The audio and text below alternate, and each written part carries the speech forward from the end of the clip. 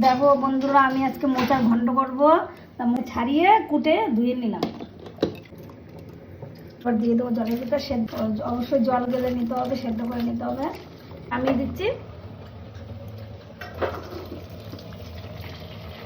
দেখো বন্ধুরা, আমি মোচার ঘন্ট করব।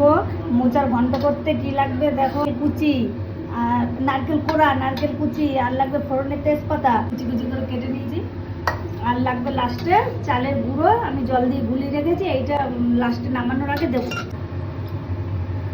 দিয়ে দিলাম, দিয়ে দিলাম,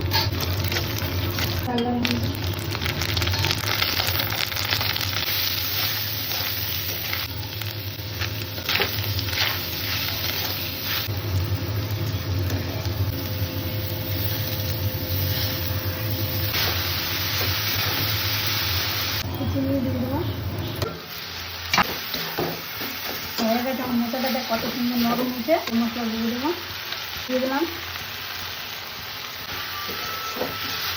লাগা লাগা হচ্ছে।